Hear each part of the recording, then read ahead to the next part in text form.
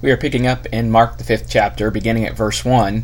And just as a reminder, we have just come off of the situation where Christ has calmed the storm as they are on the Sea of Galilee, and this great miracle has occurred, and it has frightened many of the disciples who were with him.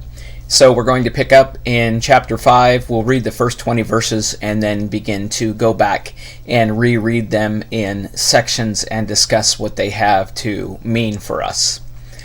Then they came to the other side of the sea, to the country of the Gadarenes. And when he had come out of the boat, immediately there met him a man of the tombs, a man with an unclean spirit, who had his dwelling among the tombs, and no one could bind him, not even with chains, because he had often been bound with shackles and chains. And the chains had been pulled apart by him, and the shackles broken in pieces. Neither could anyone tame him.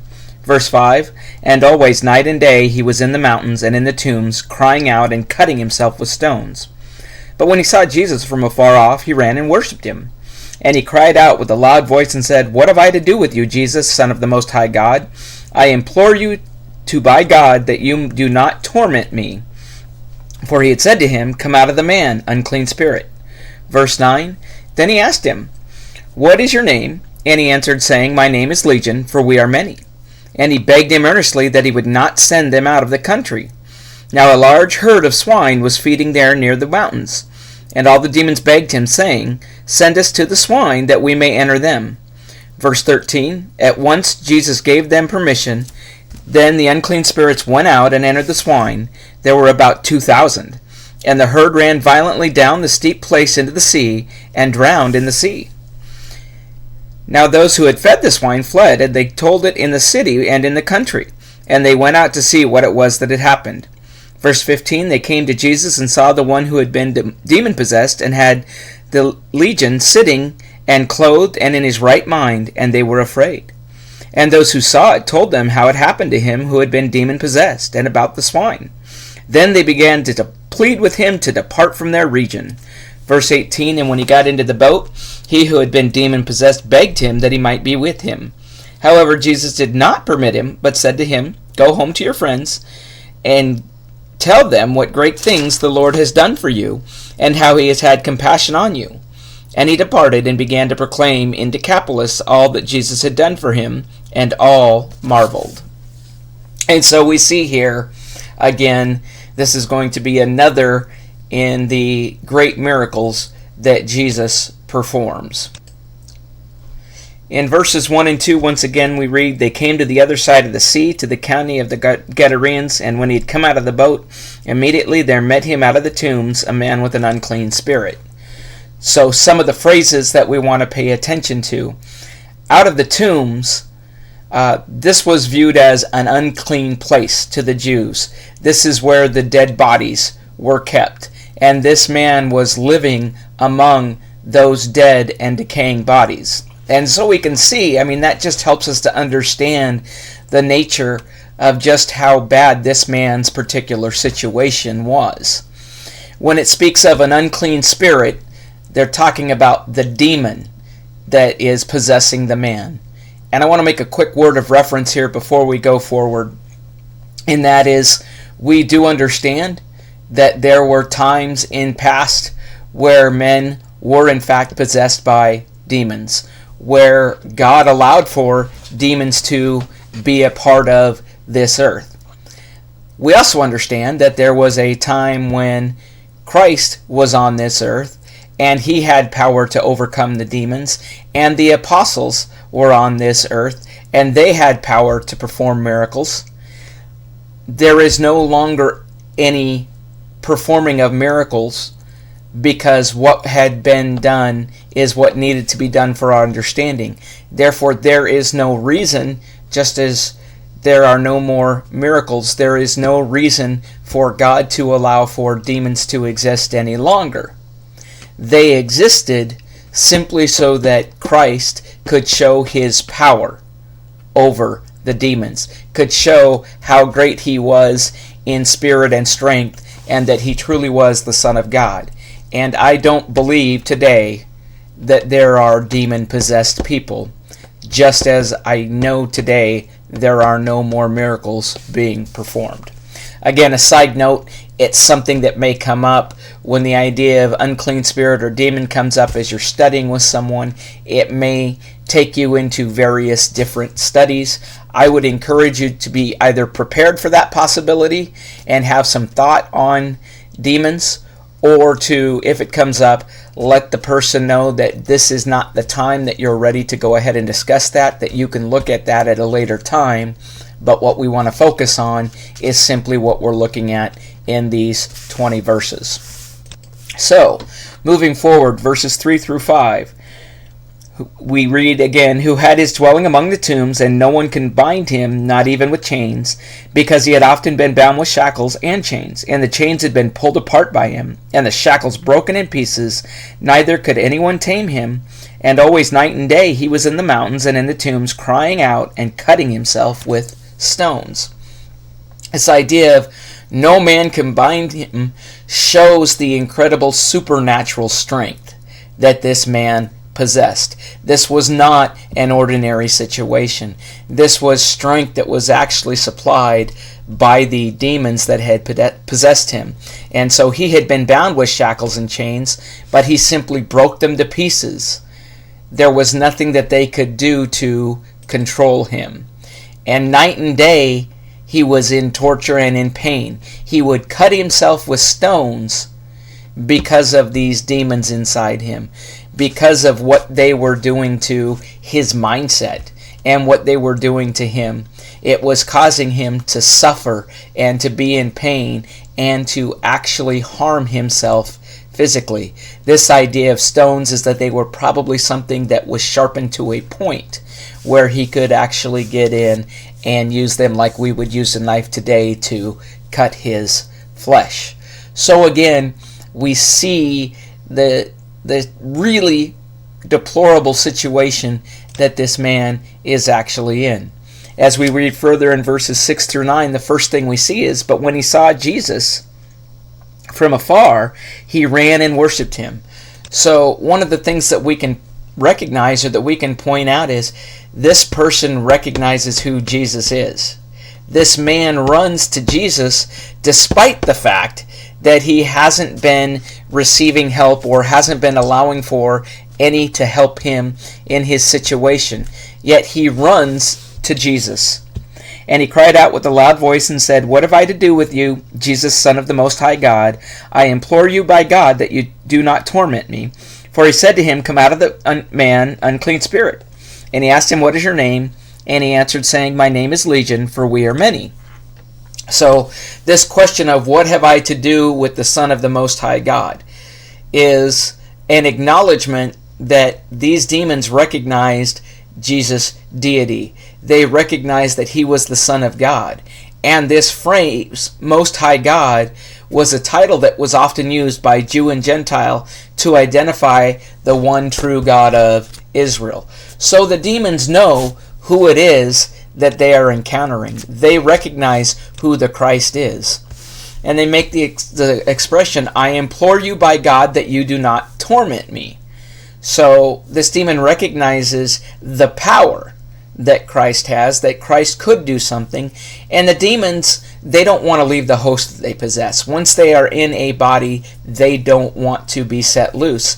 And it's considered a torment to them to be removed from the host's body. And we need to understand that these things are being said to him, and it appears based on verse 8 that he has actually started to speak to him prior to this situation. It says he had said to them, "Come out of the man." And so the man is actually responding to what it is that Jesus has requested. But I shouldn't have worded it that way, and I was going to make the point. It's not the man that's actually speaking here, but it is the demon that is actually speaking to Christ. Looking a little bit further, we have the question of, what is your name? And so we need to understand that Jesus doesn't need to know the name to remove the demon. It's more likely that it was done to display the severity of the situation, because finding out the answer to this particular question, we find out that it's not just one demon, it's many. This man is suffering from possession of not just one entity, but multiple entities. Let's continue through verse 13. And he begged him earnestly that he would not send him out of the country. Now a large herd of swine was feeding there near the mountains, and all the demons begged him, saying, Send us to the swine, that we may enter them. And at once Jesus gave them permission. Then the unclean spirits went out and entered the swine, and there were about 2,000. And the herd ran violently down the steep place into the sea, and drowned in the sea. So we have his response that his name is Legion, and so they beg him not to harm him. They beg him to send them to the swine. They don't want to be entities without being in some form of body. It would have been better, and it would have been their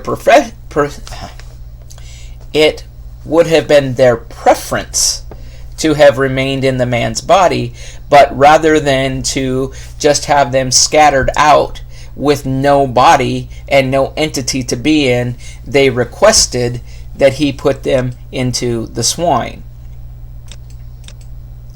Some points to note here very quickly about these demons. They weren't in control of the situation despite the fact that there were many. They recognize that Jesus has the authority to do whatever it is he desires to do to them, and so they actually seek permission to enter the swine. So we understand that they were clearly less powerful than Jesus, and they knew it.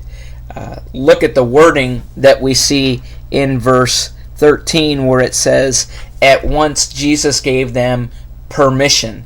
It was only because Jesus allowed it that they entered into the swine. He allowed them to enter, and then we see that the total number of spirits was 2,000 or near 2,000. And so we see again this idea of when you think of legion, it really doesn't give us a specific sense of number. It just gives us a sense of many more than one. When you look at up to 2,000 spirits, that just is an amazing thing to me. And we see that the swine react violently to the spirits, and they go and they drown themselves in the sea. And so we end up seeing that the spirits end up dying within the swine anyway. So Jesus still has control over the whole situation, and ultimately we see the end result for those evil spirits.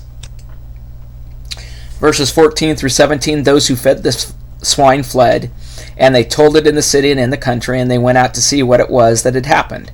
They came to Jesus and saw the one who had been demon-possessed and had the legion sitting and clothed and in his right mind, and they were afraid. And those who saw it told them and how it happened to him who had been demon-possessed and about the swine, and they began to plead with him to depart from their region.